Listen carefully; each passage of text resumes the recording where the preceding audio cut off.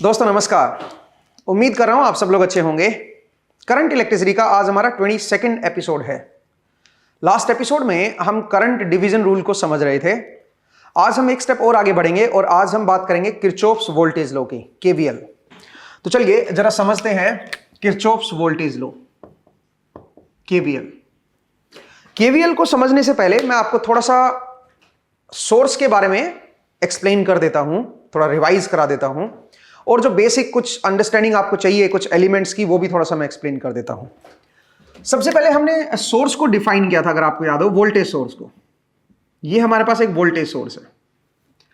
सोचिए इसकी वैल्यू दे रखी है 20 वोल्ट। ये एक इंडिपेंडेंट वोल्टेज सोर्स है। पहले तो इसका मतलब समझिए, 20 वोल्ट। इसका मतलब यह है कि ये इन दोनों पॉइंट के बीच का जो डिफरेंस है उसको 20 बनाएगा। ये किसी पॉइंट की वोल्टेज नहीं है। हां, अगर यहां की वोल्टेज को आप 0 बोल देते हो तो फिर ऊपर वाला 20 वोल्ट पे है। मतलब पॉइंट की वोल्टेज आप तभी कैलकुलेट कर सकते हो जब आपको दूसरे किसी एक पॉइंट की वोल्टेज पता हो। इसको आप रेफरेंस भी बोल सकते हो कि भाई रेफरेंस मेरा 0 वोल्ट पे है तो ये पॉइंट 20 वोल्ट पे हो जाएगा। मतलब ये 20 हायर होगा जो भी नीचे की वोल्टेज होगी। ठीक है, अगर मान लीजिए नीचे 5 वोल्ट लेते हो तो ऊपर 25 वोल्ट हो जाएगा। तो वो आप पे डिपेंड करता है कि नीचे वाला पॉइंट किस लेवल पे है। जिस लेवल पे भी होगा उससे 20 वोल्ट हायर हो जाएगा ऊपर वाला। प्लस वाला पॉइंट जो है वो हायर पोटेंशियल होता है, माइनस वाला लोअर पोटेंशियल होता है। ये चीज आपको ध्यान रखनी है। दूसरा, मैंने आपको बताया था कि वोल्टेज सोर्स करंट के ऊपर कोई कंसेप्ट नहीं, कोई कंडीशन नहीं लगाता। करंट इसमें आ भी सकता है, जा भी सकता है, कुछ भी हो सकता है। मतलब यहां पे एंटर कर सकता है, यहां से लीव भी कर सकता है।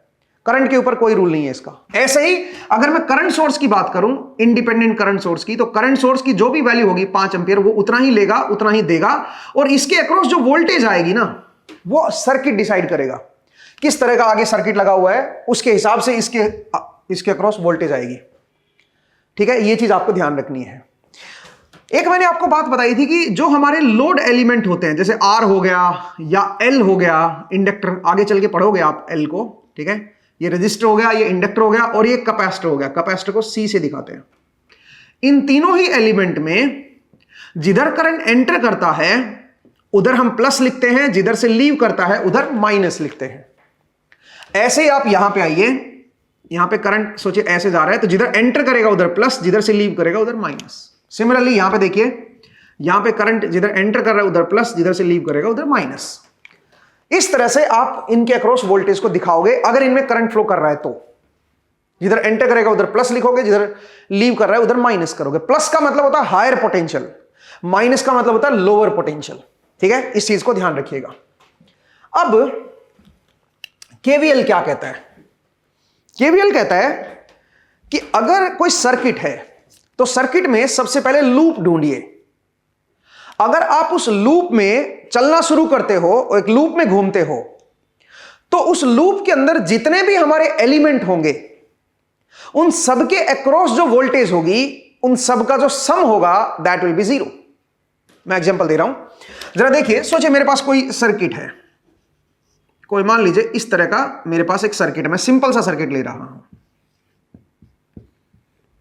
ये सर्किट ले रहा हूं। ठीक है, ये कोई सर्किट है, ये 20 वोल्ट है, ये 5 ओम है, और ये मान लीजिए 15 ओम है। सोचिए ये सर्किट है मेरे पास। अब आप ध्यान से देखो, इसमें एक लूप भी है। लूप मतलब जहां से शुरू हुए वहीं पे वापस भी आ सकते हो। तो अगर आप देखोगे तो इसमें एक लूप बन गया भाई। तो केवीएल क्या कहता है, किरचॉफ्स वोल्टेज लॉ क्या कहता है, ये देखो एक लूप बन गया है। ठीक है, ये आपका एक लूप हो गया। केवीएल क्या कहता है? केवीएल कहता है कि अगर आप क्लोज लूप में मूव कर रहे हो, क्लोज लूप में घूम रहे हो, तो उस क्लोज लूप में जितने भी एलिमेंट हैं, ये भी एक एलिमेंट है, ये भी एक एलिमेंट है, ये भी एक एलिमेंट है, जितने भी एलिमेंट है उस क्लोज लूप में, उनके अक्रॉस जो वोल्टेज है उसका जब आप सम करोगे, that sum has to be 0। तो ये क्या कहता है? सोचिए कोई सर्किट है, उसमें कोई लूप है, सर्किट के अंदर कोई लूप है, और उस लूप के अंदर टोटल n एलिमेंट्स हैं। कितने एलिमेंट्स हैं? n। n is number of elements, number of elements in A loop. कोई लूप है, उसके अंदर n एलिमेंट्स हैं, और vn क्या है? vn है मेरे पास nth एलिमेंट पोटेंशियल डिफरेंस, या आप कह सकते हो potential difference across nth element. Vn क्या है? Vn is potential difference across nth element. जो हमारा nth एलिमेंट होगा उसके अक्रॉस जो पोटेंशियल डिफरेंस आएगा वो आएगा Vn। तो ऐसे करते करते आप सबको ऐड करते जा रहे हो। n की जगह पे जब आप 1 करोगे तो पहला जो एलिमेंट होगा उसके अक्रॉस पोटेंशियल डिफरेंस आ गया, फिर ऐसे ही दूसरा एलिमेंट उसके अक्रॉस पोटेंशियल डिफरेंस आ गया, और ऐसे जितने भी n एलिमेंट्स हैं सबका आप पोटेंशियल डिफरेंस सबको ऐड करते जा रहे हो। तो दिस हैज टू बी 0। ये है हमारा KCL, KVL, Kirchhoff's voltage law. Kirchhoff's voltage law कहता है कि जितने भी हमारे लूप के अंदर एलिमेंट होंगे सबके अक्रॉस आप पोटेंशियल डिफरेंस लिख लो, उन सब का जो सम आएगा इट हैज टू बी 0। ठीक है। अब जैसे कि इस सर्किट की अगर मैं बात करूं तो इस सर्किट में केवल एक ही लूप है। इस लूप में अगर आप चलोगे तो जितने भी एलिमेंट है, कितने एलिमेंट है? 3 एलिमेंट है। तीनों एलिमेंट का अगर आप पोटेंशियल डिफरेंस को ऐड करोगे तो वो जो सम आएगा वो 0 आएगा। सवाल यह है पोटेंशियल डिफरेंस को ऐड कैसे करें? पहले तो पोटेंशियल डिफरेंस निकालना होगा आपको, और पोटेंशियल डिफरेंस निकालने के लिए आपको करंट अज्यूम करना होगा। इस सर्किट में इस लूप में करंट अज्यूम करना होगा। तो मैं एक काम करता हूं, मैं करंट को ऐसे अज्यूम कर लेता हूं कि इस तरफ करंट फ्लो कर रहा है और करंट की वैल्यू है I। मुझे करंट की वैल्यू नहीं पता कितनी है, तो मैंने बोला कि करंट की वैल्यू I है, मैं I मान लेता हूं। करंट ये इधर फ्लो कर रहा है, ऐसे फ्लो कर रहा है। अब करंट क्योंकि इस रजिस्टर में इधर से एंटर कर रहा है तो इधर प्लस बनेगा और इधर माइनस बनेगा, और इसके अक्रॉस जो वोल्टेज आएगा वो आएगा ओम्स लॉ के हिसाब से 5 इंटू I इंटू R होता है ना पोटेंशियल डिफरेंस। तो इसमें I की वैल्यू तो I, करंट की वैल्यू तो I होगी और रजिस्टर की वैल्यू 5 होगी, तो 5 इंटू I करोगे तो ये पोटेंशियल डिफरेंस जो है वो इस रजिस्टर के अक्रॉस बनेगा। इधर हायर है और इधर लोअर है। ऐसे ही जब आप यहां पे आओगे तो यहां पे क्योंकि इधर से एंटर कर रहा है करंट, ऊपर से एंटर ऐसे जा रहा है ना भाई, करंट ऊपर से एंटर कर रहा है तो इधर प्लस बनेगा और इधर माइनस, और करंट इसमें भी I रहेगा। सीरीज में करंट सेम रहता है भाई, तो इधर I है तो इसमें भी I रहेगा। तो इसके अक्रॉस जो वोल्टेज डिफरेंस बनेगा वो बनेगा 15I, और उसकी पोलैरिटी ये आएगी। आप बोलोगे सर सोर्स में भी तो करंट इधर से एंटर कर रहा है, अगर सोर्स में करंट इधर एंटर कर रहा है तो इधर प्लस होना चाहिए, इधर माइनस। सोर्सेज नहीं ऐसे पोलैरिटी को डिसाइड करते। वोल्टेज सोर्स में पोलैरिटी पहले से दे दी जाती है। ये जो पोलैरिटी का जो तरीका मैंने बताया है ये केवल RLC जो लोड एलिमेंट होते हैं उन्हीं के अंदर मैंने बताया है, उनमें ये वैलिड होता है। ठीक है, अदरवाइज आपको सोर्सेज में नहीं देखना ये तरीका। ठीक है, सोर्सेज में तो पोलैरिटी अपने आप गिवन होगी। करंट सोर्स में जो पोलैरिटी आएगी वो सर्किट के हिसाब से आएगी, वो आगे एक्सप्लेन करेंगे।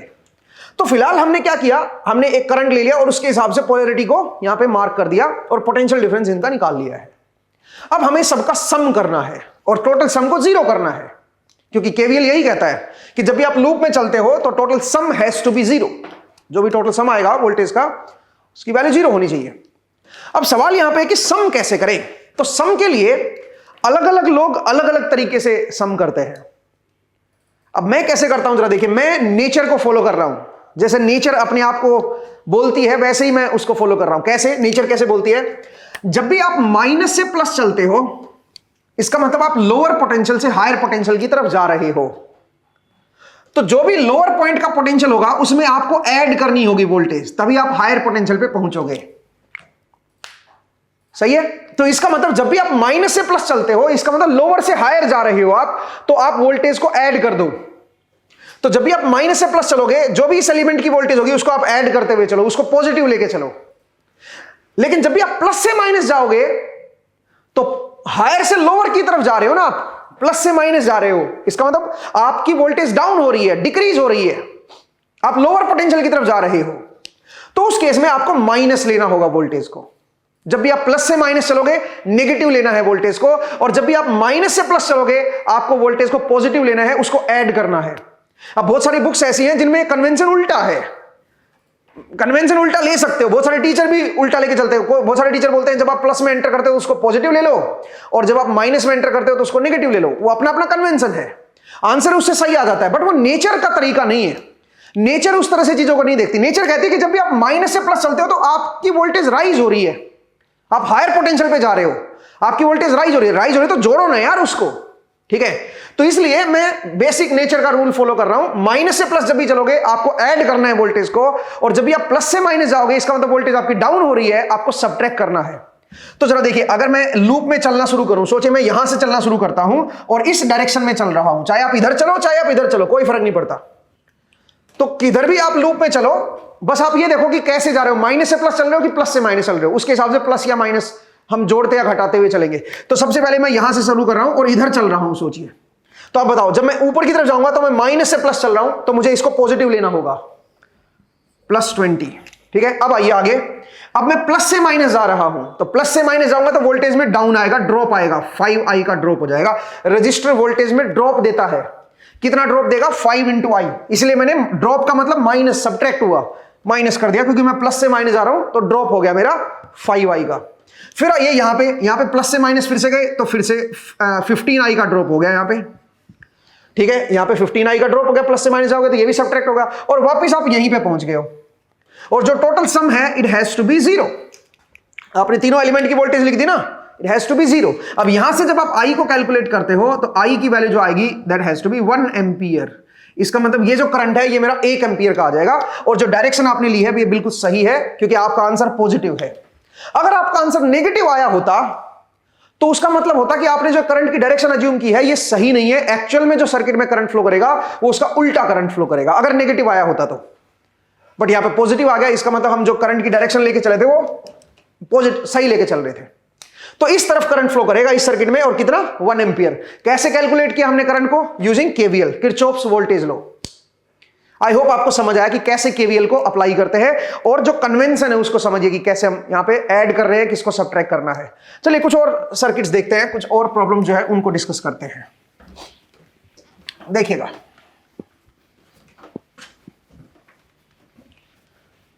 अगर मैं आपसे बोलूं कि भाई मेरे पास इस तरह का सर्किट है,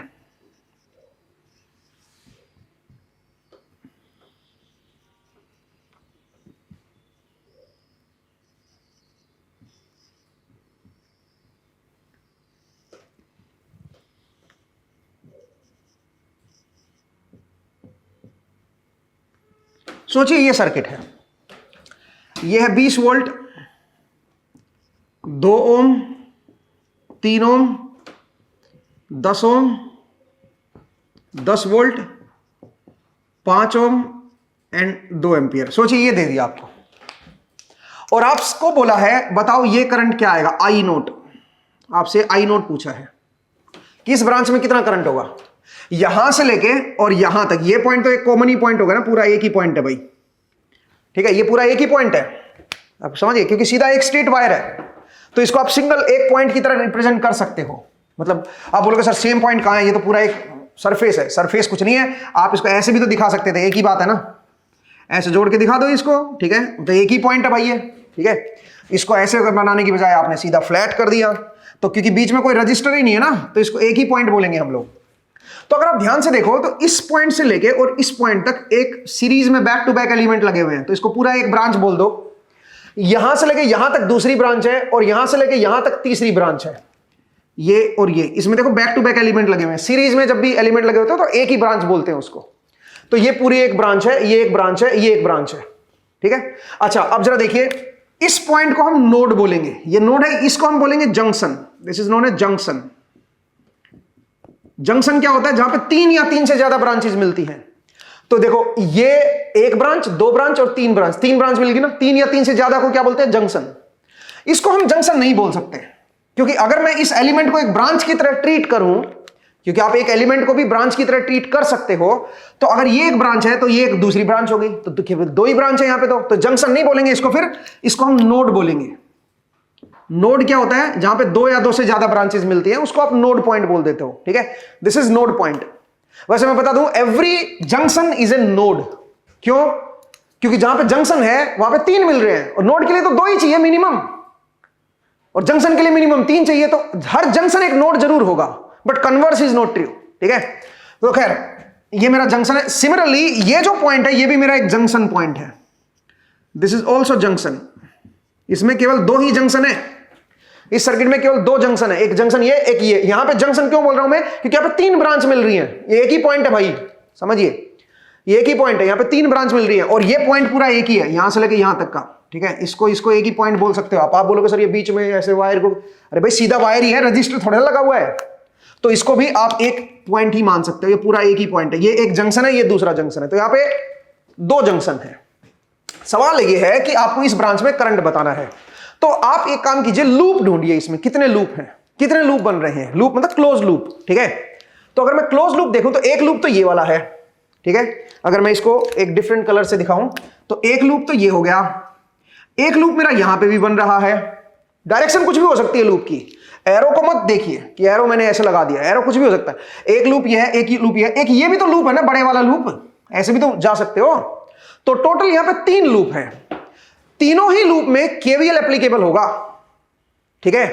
तीनों ही लूप में केवीएल आपका एप्लीकेबल होगा, मैं आपको बता देता हूं। यहां पे 3 लूप है, तीनों ही लूप में केवीएल एप्लीकेबल होगा, मतलब हर एक लूप में जितने भी एलिमेंट हैं, सोचिए ये पहला लूप लेते हो तो पहले लूप में कितने एलिमेंट है, 1 2 3 4, 1 2 3 4 5 है भाई, माफ कीजिएगा, पहला लूप जो है ना इसको मैं L1 लिख देता हूं, L1, दिस इज L2, और एक और लूप है भाई ये बाहर वाला, ठीक है, ये आपका हो गया L3। तो 3 लूप है। पहले लूप में अगर आप देखोगे तो कितने एलिमेंट है, 1 2 3 4 5, 5 एलिमेंट है। हर एक एलिमेंट के अक्रॉस जो वोल्टेज होगी उसको जब आप सम करोगे तो that sum has to be 0।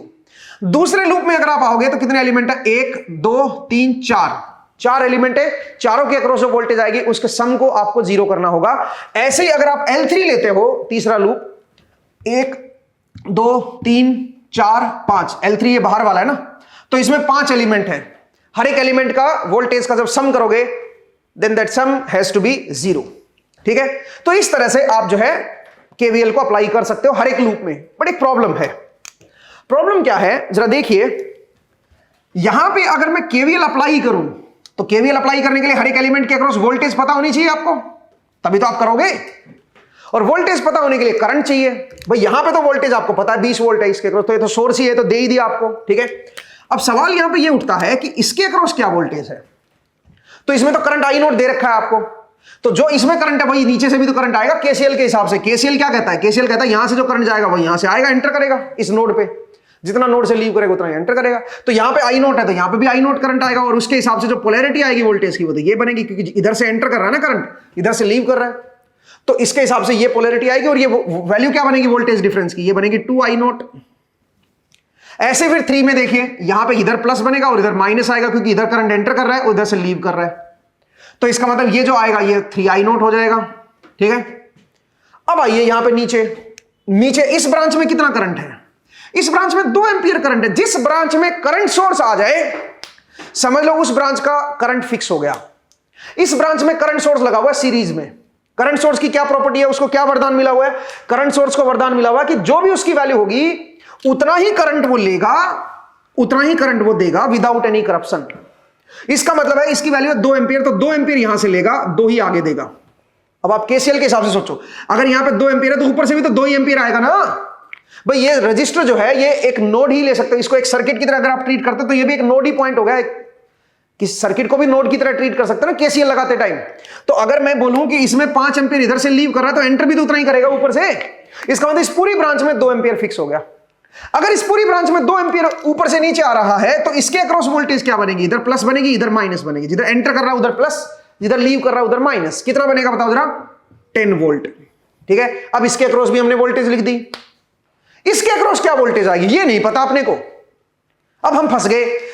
अगर आप इस लूप में चलते हो तो इस लूप में ये वोल्टेज पता है, ये भी पता है, ये भी पता है, ये भी पता चल गई, इसके अक्रॉस वोल्टेज नहीं पता चलेगी, क्योंकि इसके अक्रॉस जो वोल्टेज आएगी वो तो सर्किट डिसाइड करेगा ना। अब सर्किट तो सोल्व होगा तभी तो डिसाइड करेगा, सर्किट में तो अभी करंट हमें पता ही नहीं है कितना है, सोल्व करोगे तभी तो पता चलेगा कि इसके अक्रॉस क्या वोल्टेज है, पहले तो नहीं ना पता अपने को।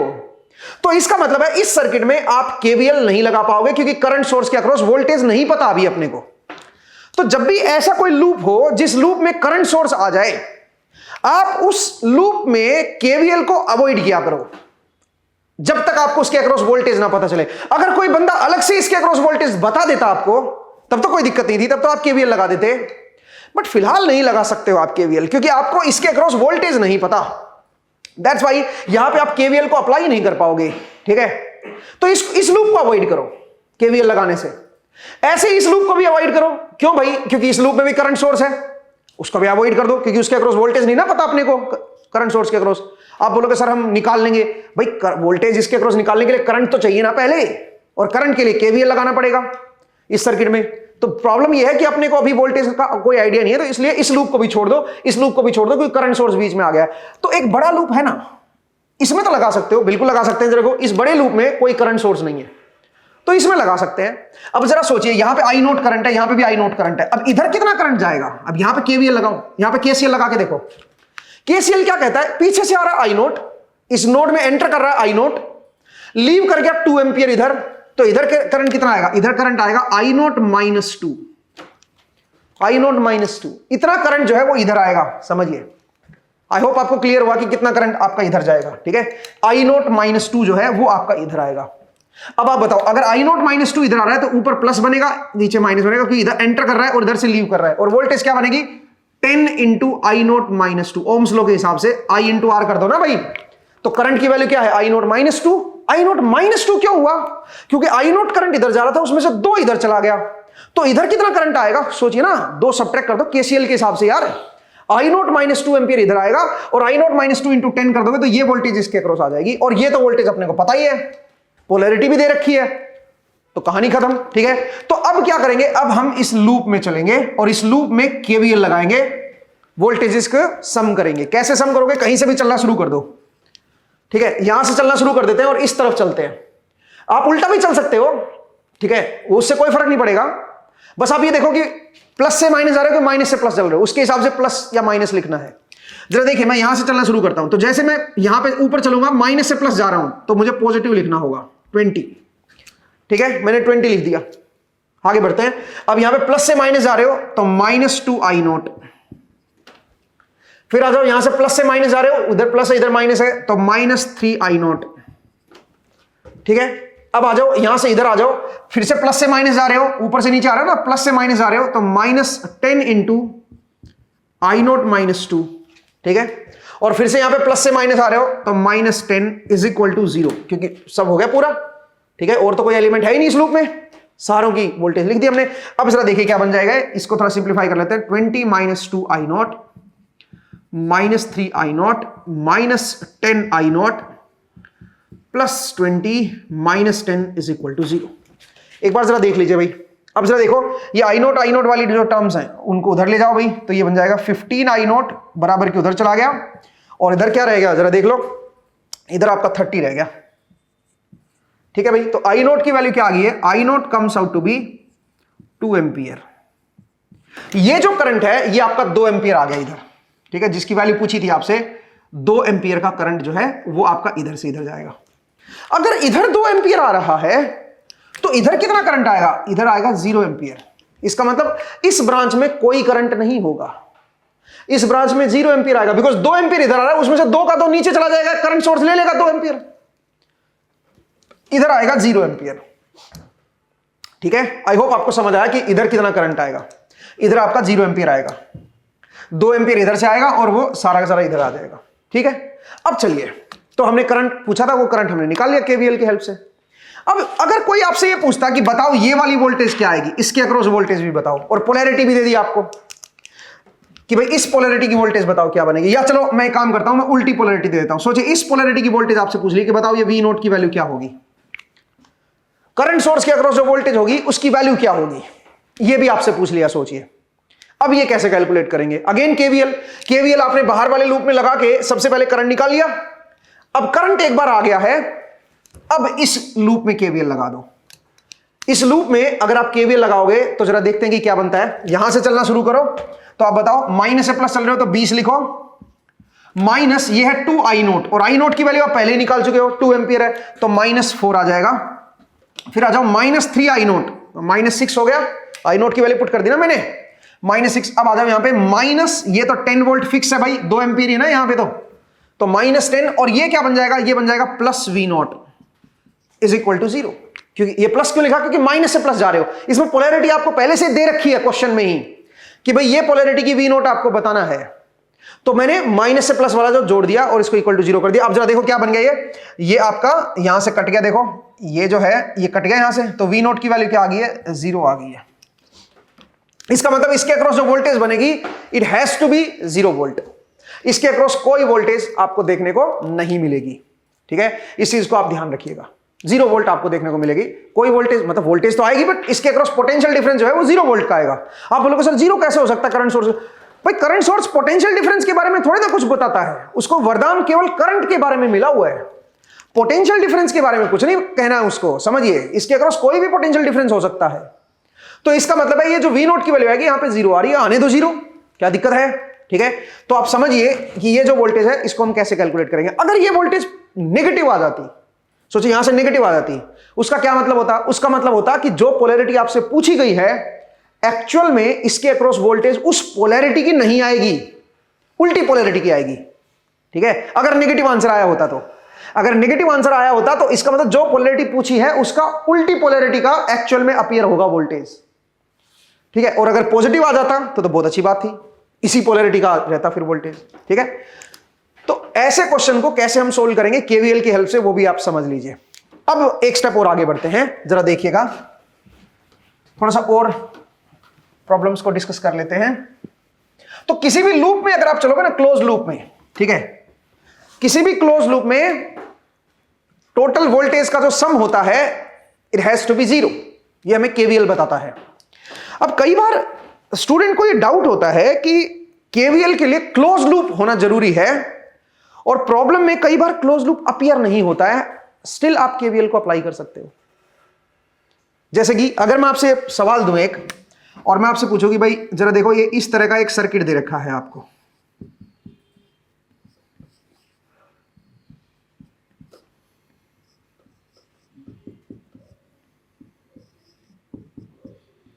ऐसा कोई सर्किट दे रखा है, यहां पे दे रखा है 5 वोल्ट, ठीक है, ये है 10 वोल्ट, ये है 8 वोल्ट, ये है E1 और ये है 15 वोल्ट, ठीक है, ये है आपका 20 वोल्ट, ठीक है, और ये E2 है।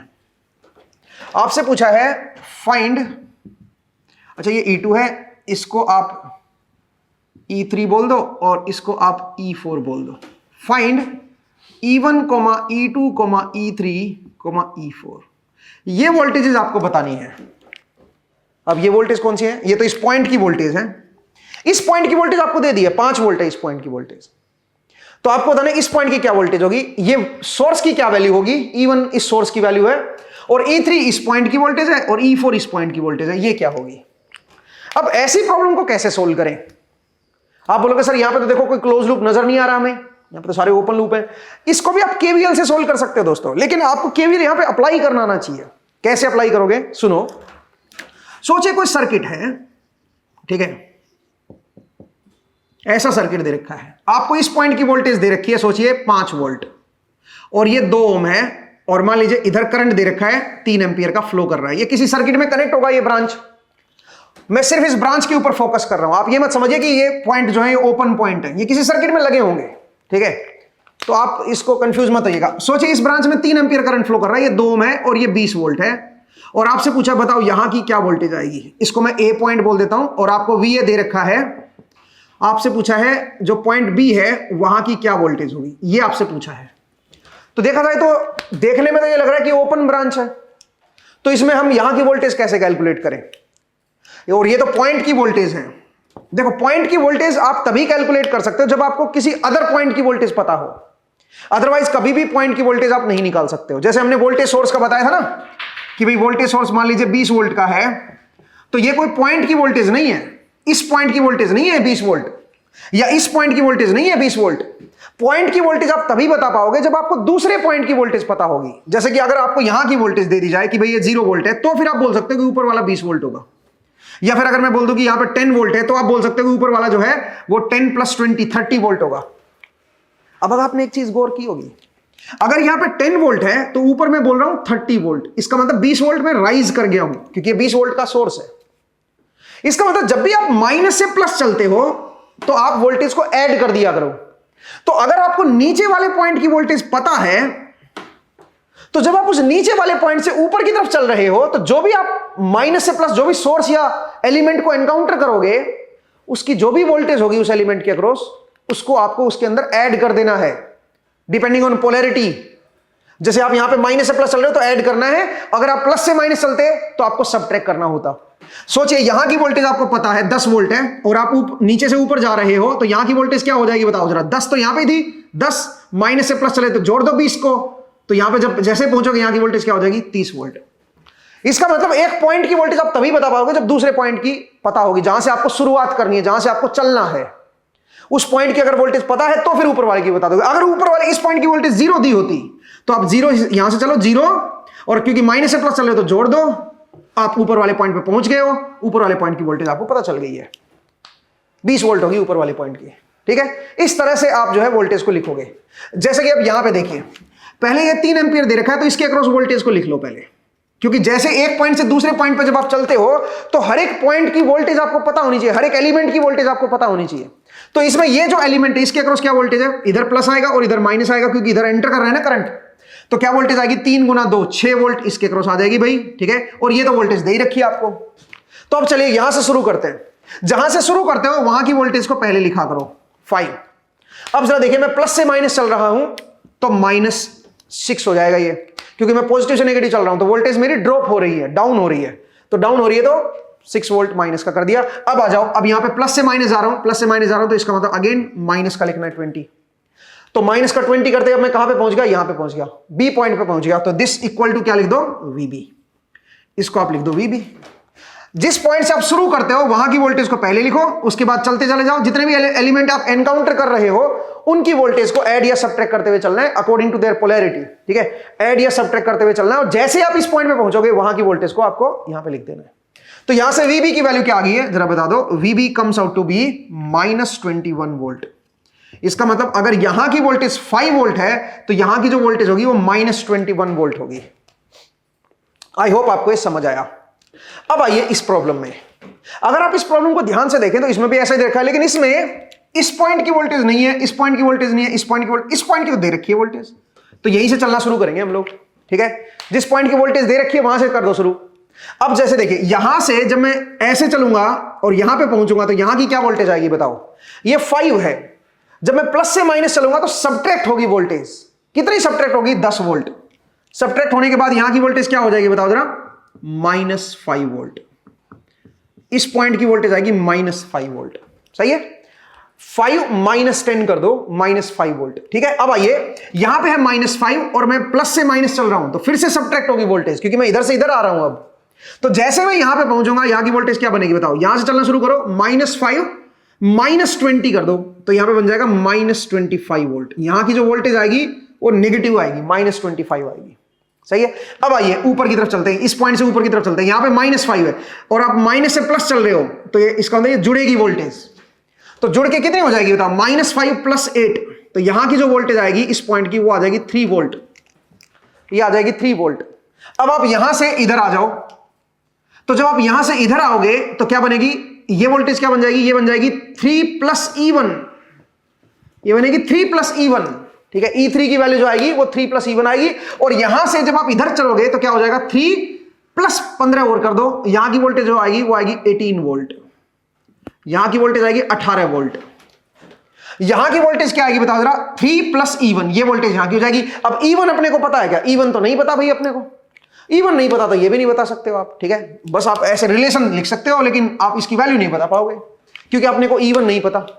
हाँ, अगर E3 पता होता तो आप इसको निकाल लेते हैं, या E1 पता होता तो आप E3 को निकाल लेते हैं। बट आप समझिए कि ऐसी ओपन ब्रांचेज में कैसे KVL को लगाते हैं। तो ये भी तरीका आपको पता होना चाहिए, क्योंकि इस तरीके से भी बहुत सारी प्रॉब्लम जो है उनको हम सोल्व करेंगे।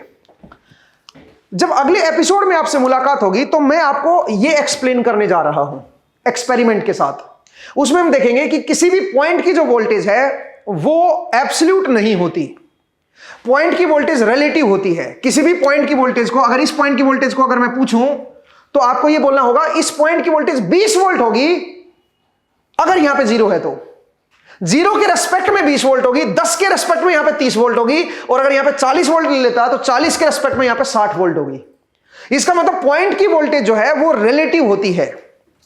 रेफरेंस आप किसको मान रहे हो? रेफरेंस आप 0 वोल्ट को ले रहे हो कि 10 वोल्ट को ले रहे हो कि 20 वोल्ट को ले रहे हो कि 40 को ले रहे हो, उसके हिसाब से बाकी वोल्टेज जो है वो डिसाइड हो जाएंगे। यहां पे भी आप देखोगे तो यहां पे 5 वोल्ट के हिसाब के 5 वोल्ट के रेफरेंस के हिसाब से यहां की वोल्टेज जो आई है वो -21 आई है।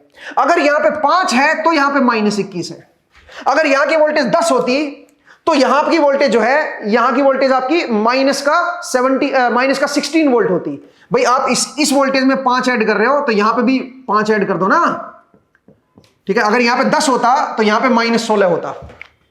अगर यहां पे -21 होता, या मे बी अगर यहां पे 21 वोल्ट होती, सोचिए अगर अगर यहां पे मैं 15 वोल्ट ले लेता, मतलब मैंने 10 ऐड कर दिया इसमें, तो यहां की वोल्टेज फिर क्या होती? इसमें भी 10 ऐड हो जाता, यहां की वोल्टेज जो है वो आपकी -11 होती। इसका मतलब है इस पॉइंट की जो वोल्टेज है ना, वो डिपेंड कर रही है कि जहां से आपने शुरू किया है वहां की क्या वोल्टेज है, रेफरेंस आपने कितना लिया है।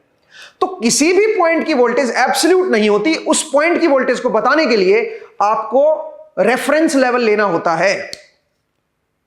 आपको एक पॉइंट की वोल्टेज को पहले डिफाइन करना होगा कि ये पॉइंट की वोल्टेज जितनी है इसके रेस्पेक्ट में बताओ यहां की क्या आएगी वोल्टेज, ठीक है। अदरवाइज आप बता नहीं सकते। तो अगर मैं इस पॉइंट की वोल्टेज ही ना देता आपको और मैं पूछ लेता बताओ यहां की वोल्टेज क्या होगी, तो आप इसको ऐसे थोड़ा ना 0 ले सकते हो या 5 ले सकते हो या 3 ले सकते हो। यहां की वोल्टेज तो कुछ भी हो सकती है। अब आप यहां पे बता नहीं पाओगे वोल्टेज को, ठीक है। इसका मतलब जो पोटेंशियल होता है वो आपका एब्सोल्यूट नहीं होता किसी भी पॉइंट का। अगर पॉइंट का पोटेंशियल पूछा है तो पहले आपको किसी दूसरे पॉइंट की वोल्टेज देनी होगी। इस पर्टिकुलर क्वेश्चन में देखिए, आपको इस पॉइंट की वोल्टेज पूछी है तो आपने इस पॉइंट की वोल्टेज पहले दी, इसके रेस्पेक्ट में फिर सारे पॉइंट की वोल्टेज निकली है। जब यहां पे 5 है तो बाकी सारे पॉइंट की वोल्टेज हमने निकाल ली। किसी भी एक पॉइंट की वोल्टेज को आपको पहले डिफाइन करना होगा, उसी के रेस्पेक्ट में फिर बाकियों की बता पाओगे आप। हां, वोल्टेज डिफरेंस आप निकाल सकते हो। डिफरेंस के लिए पॉइंट की वोल्टेज नहीं चाहिए। जैसे आप देखो यहां पे 3 एंपियर करंट फ्लो कर रहा है तो डिफरेंस जो है वो 6 वोल्ट का आएगा। ये डिफरेंस है 6 वोल्ट। डिफरेंस के लिए रेफरेंस की जरूरत नहीं होती। डिफरेंस के लिए तो करंट चाहिए, current into I into R करके आप पोटेंशियल डिफरेंस निकाल लोगे। जैसे यहां पे 20 वोल्ट का डिफरेंस है, डिफरेंस के लिए रेफरेंस की जरूरत नहीं है। डिफरेंस का मतलब अलग होता है और पॉइंट की वोल्टेज का मतलब अलग होता है। पॉइंट की वोल्टेज निकालने के लिए रेफरेंस की जरूरत होती है, डिफरेंस तो करंट से निकाल सकते हो आप, ठीक है। तो लास्ट जो ये हमने आज जो देखा है इसको हम एक्सपेरिमेंट से देखेंगे अगले एपिसोड में। तो नेक्स्ट एपिसोड में जब आपसे मुलाकात होगी तो सबसे पहले हम पोटेंशियल के ऊपर ही कुछ एक्सपेरिमेंट को परफॉर्म करेंगे और उसके बाद जो है फिर हम वापस केवीएल पे लौट के आएंगे और कुछ और प्रॉब्लम्स को डिस्कस करेंगे। आज के लिए इतना ही करते हैं दोस्तों। नेक्स्ट एपिसोड में फिर से आपसे मुलाकात होगी। अपना ख्याल रखिए, पढ़ते रहिए, मुस्कुराते रहिए। नेक्स्ट टाइम मिलेंगे। Thank you.